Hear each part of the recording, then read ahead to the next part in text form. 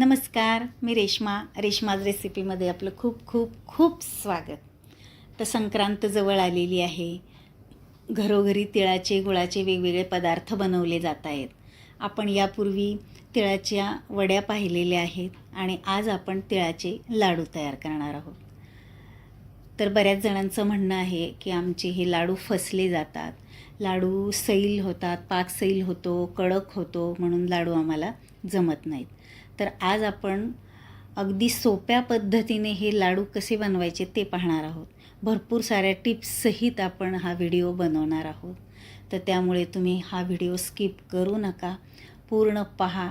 म्हणजेच तुमचेही लाडू असेच खमंग, छान, चवदार असे अगदी हलक्या हाताने सहज फुटतील असे लाडू आपले तयार होतील.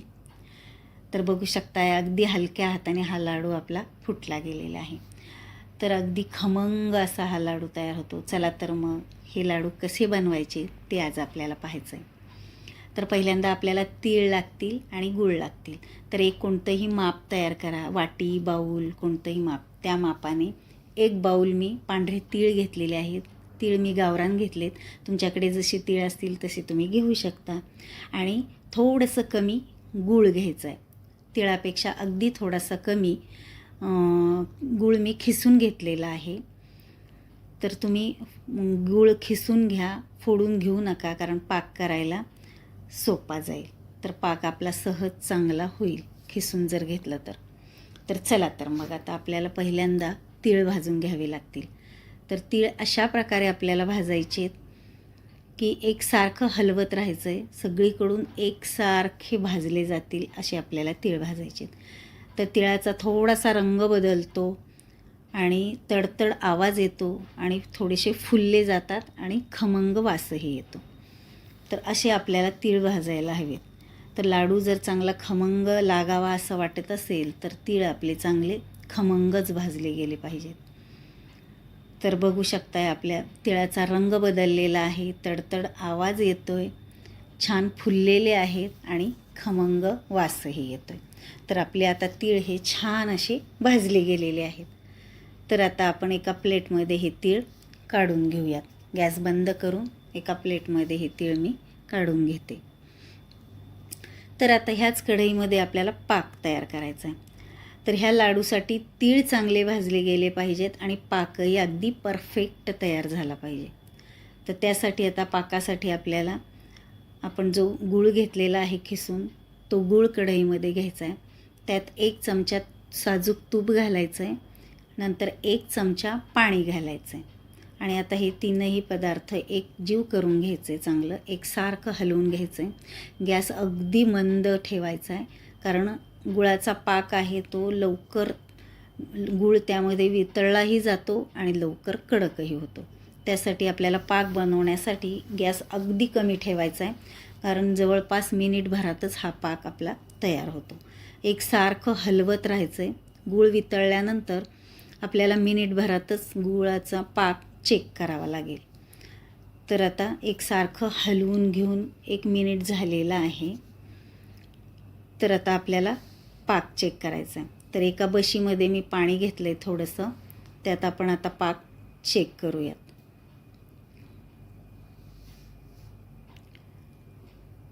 तर या पाण्यामध्ये आता आपण तो पाक घालून घ्यायचा आहे. जवळपास 1 मिनिट झालेला आहे.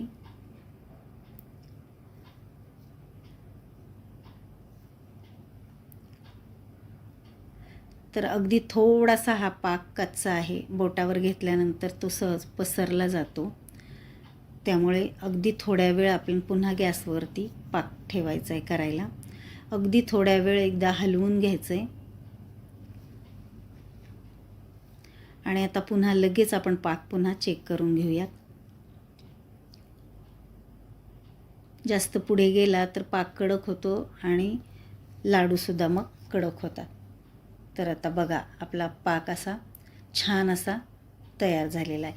तर पाक झाला आहे हा कसा ओळखायचा, तर आपली फळांची जेली जी असते त्याच कन्सिस्टन्सीमध्ये आपला हा पाक तयार झाला पाहिजे.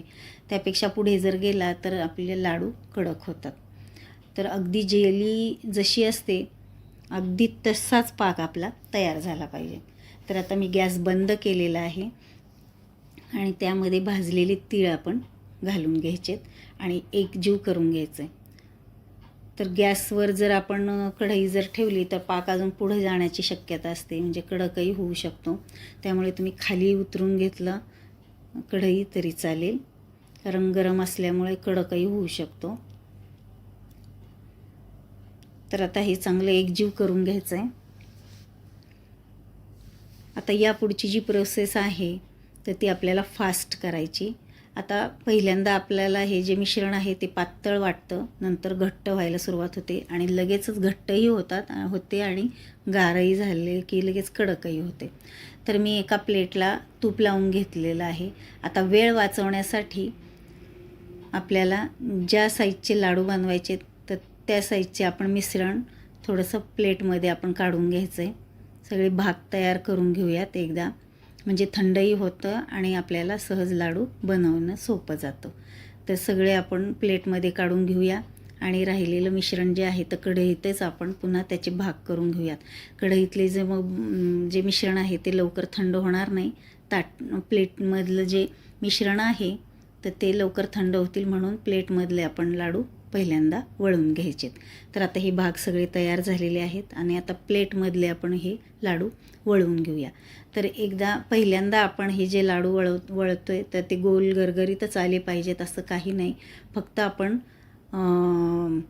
ओबडधोबड लाडू हलक्या हाताने बांधून घ्यायचे, कारण हे अजून मिश्रण सैल असतं आणि गरम असतं, हाताला चटकेही बसतात. थोडासा पाण्याचा हात घेऊन हे थोडेसे हलक्या हाताने लाडू वळवून घ्यायचे.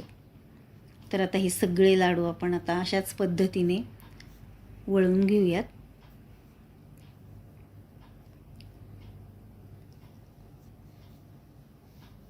थोडासा पाण्याचा हात लावायचा आहे. तर पहिल्यांदाच गोल आले पाहिजेत असं काही नाही. पहिल्यांदा फक्त आपण हलक्या हाताने लाडू बांधून घ्यायचे. आकार वेगळा आला तरी चालेल. म्हणजे अशा पद्धतीने आपण जर लाडू बनवले तर अगदी झटपट आपले हे लाडू तयारही होतात, मिश्रण थंड होत नाही आणि आपले लाडू छान स्मूथ आणि मऊ खुसखुशीत असे होतील. तर आता कढईतलं पण मिश्रण घेऊन आपण लाडू वळून घेऊयात.